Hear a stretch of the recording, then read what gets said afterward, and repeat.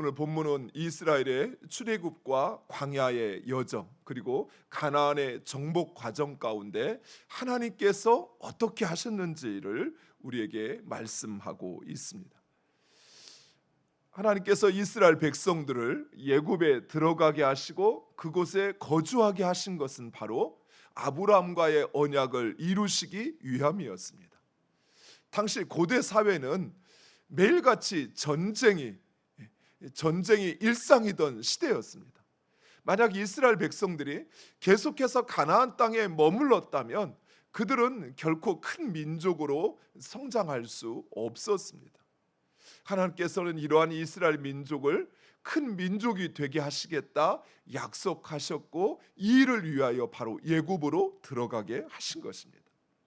그러나 이러한 이스라엘 백성들이 번성하게 하자 그의 대적인 애굽의 바로는 그것을 원치 않게 하십니다. 특별히 하나님께서 이스라엘의 자손을 번성케 하시어 그의 대적 원주민 애굽보다 더 강하게 하셨다라고 말씀하십니다.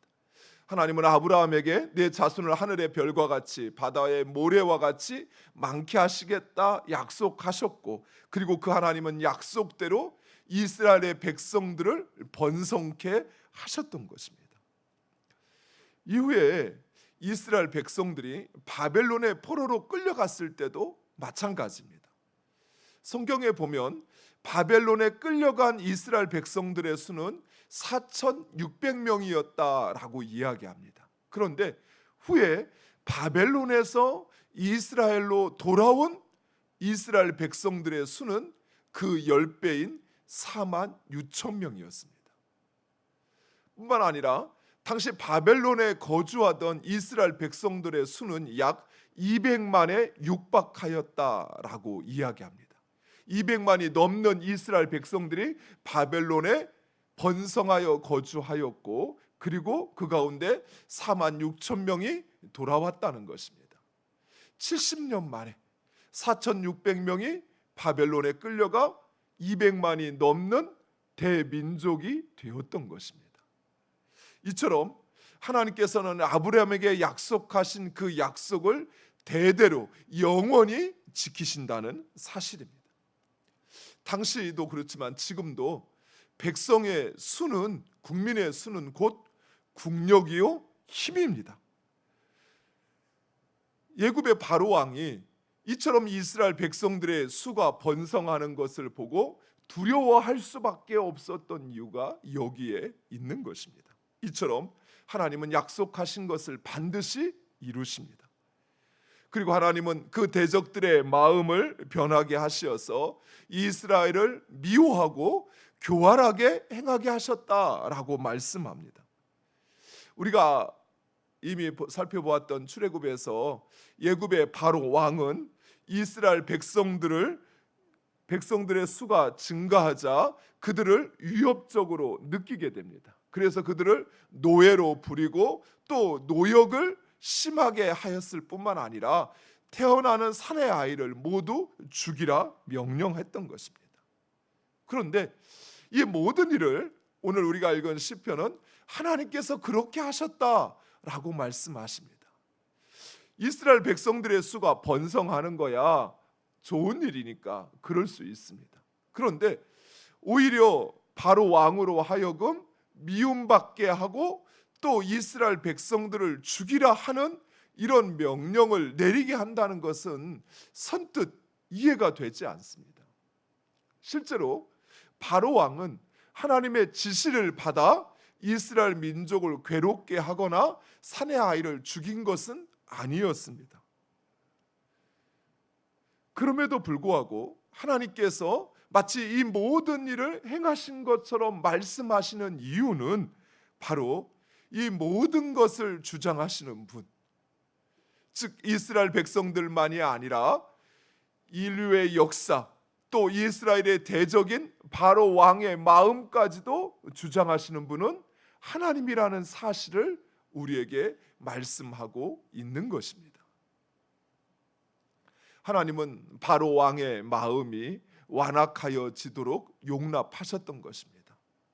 그 마음이 이스라엘 백성들의 수가 증가하는 것을 보고 그것을 위협으로 느끼고 이스라엘 백성들을 노예로 또 노역으로 괴롭게 하고 또 태어나는 사내 아이를 죽이도록 하나님께서 직접 명령하신 것이 아니라 바로의 마음이 완악하여지는 것을 하나님께서 용인하신 것입니다. 또한 이렇게 하신 것은 오히려 이스라엘 백성들을 구원하시기 위한 준비였습니다. 하나님은 고통당하는 이스라엘 백성들을 구원하시기 위하여 모세와 아론을 준비시키십니다.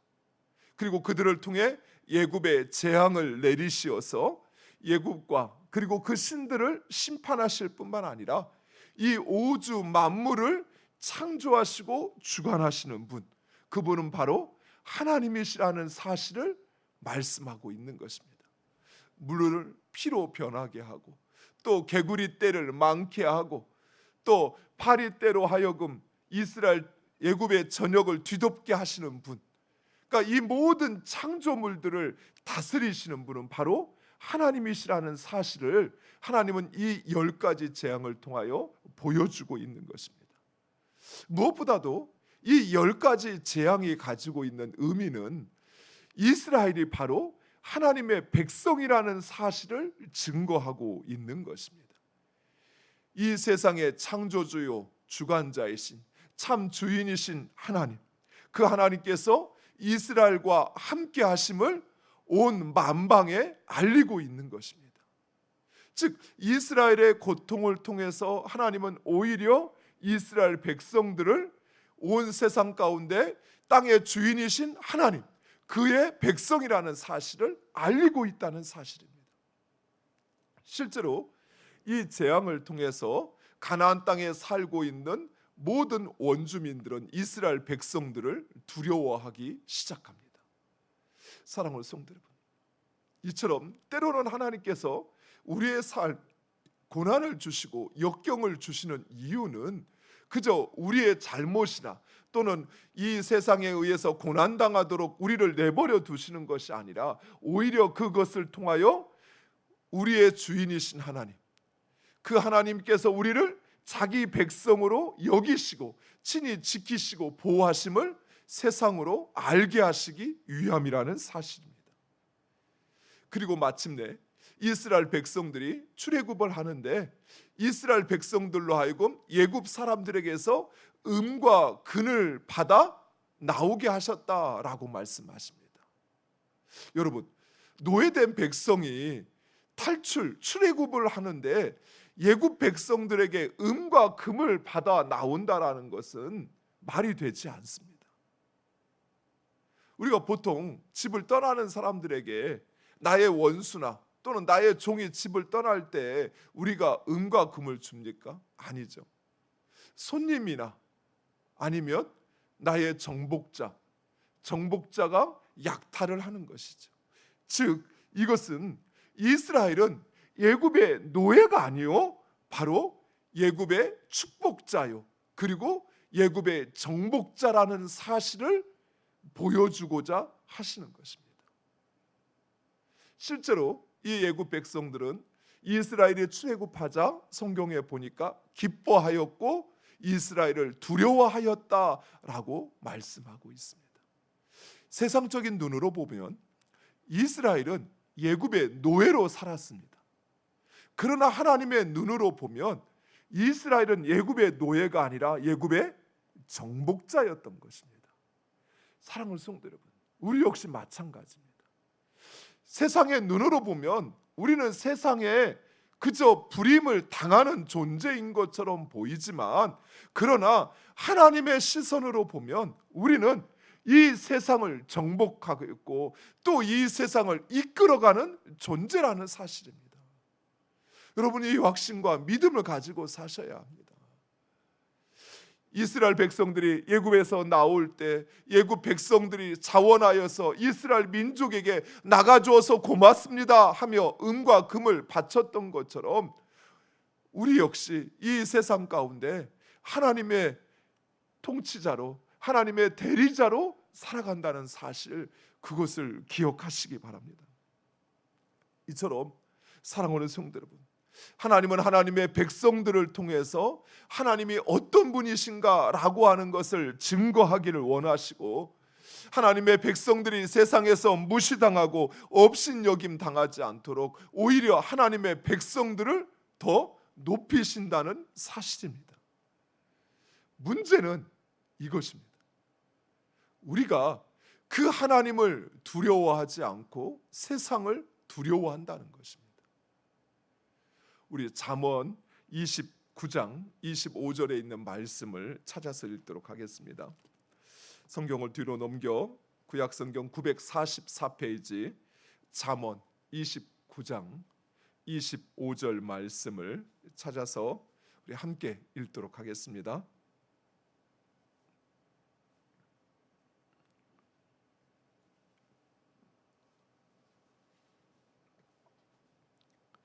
구약 944페이지 우리 찾았으면 함께 읽겠습니다. 사람을 두려워하면 올무에 걸리게 되거니와 여호와를 의지하는 자는 안전하리라. 아멘. 사람을 두려워하면 반드시 사람으로 인하여 위기에 봉착하게 되어 있습니다.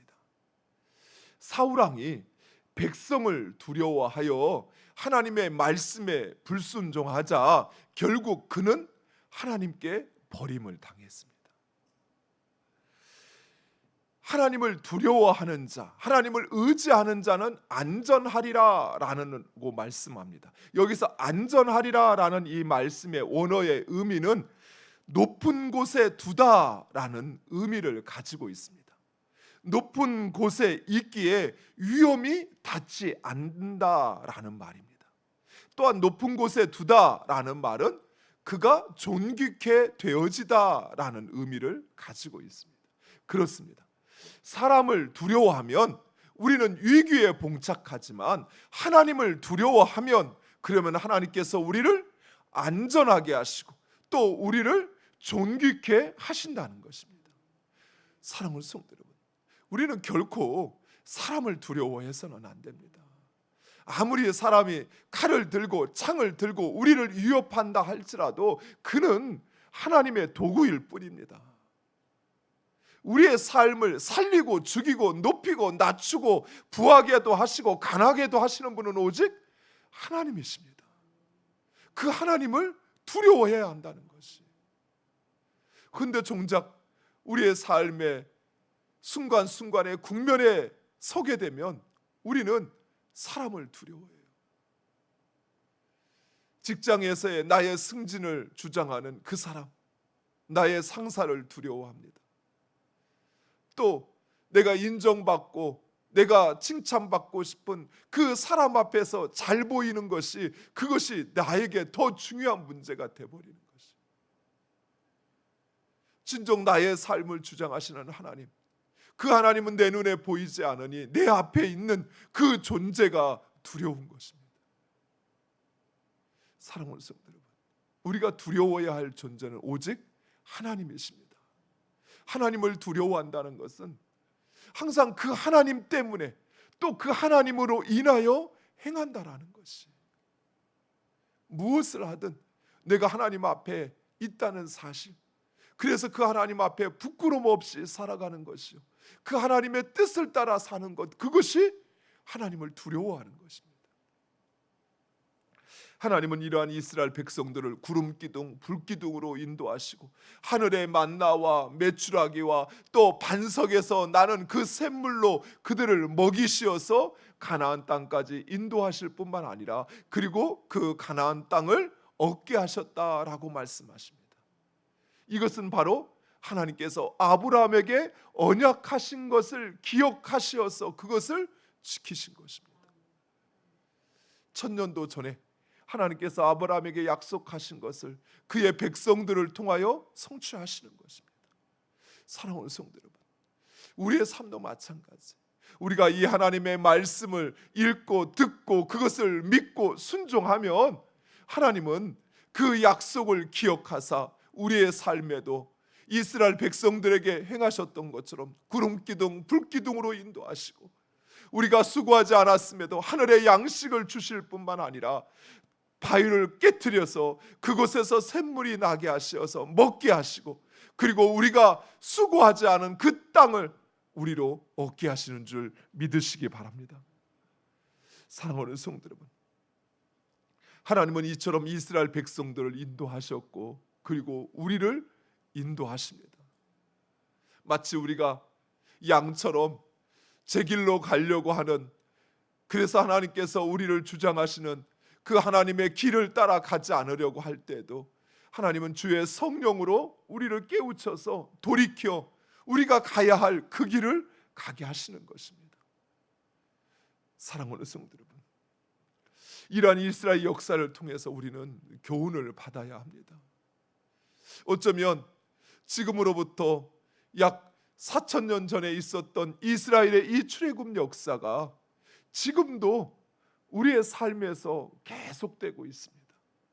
하나님은 우리를 아브라함에게 약속하신 그 약속의 후상속자로 여기시어서 하나님의 그 축복을 우리에게 베풀어 주시기 위하여 우리의 삶을 주장하시고 우리의 삶을 인도하십니다. 때로는 고난의 길이라 할지라도, 때로는 고통의 길이라 할지라도 그것은 우리를 출애굽시키시기 위한, 또 우리를 민족으로 이루시기 위한, 번성케 하시기 위한 하나님의 뜻인 것을 믿으시기 바랍니다. 우리가 그 하나님을 두려워하고 그 말씀에 순종하면 하나님은 우리를 안전하게 하실 것입니다. 우리를 높이실 것입니다. 우리를 존귀히 여기실 것입니다. 비록 세상 사람들이 우리를 노예와 같이, 그들 밑에 있는 존재와 같이 여긴다 할지라도, 그러나 하나님은 우리를 그들의 정복자로, 하나님의 대리자로 삼으셔서 우리의 삶을 통하여 하나님을 증거하실 뿐만 아니라 그리고 우리를 높이시는 하나님의 귀한 역사를 경험하고 이루어가는 여러분 되시기를 간절히 축원드립니다. 기도하겠습니다.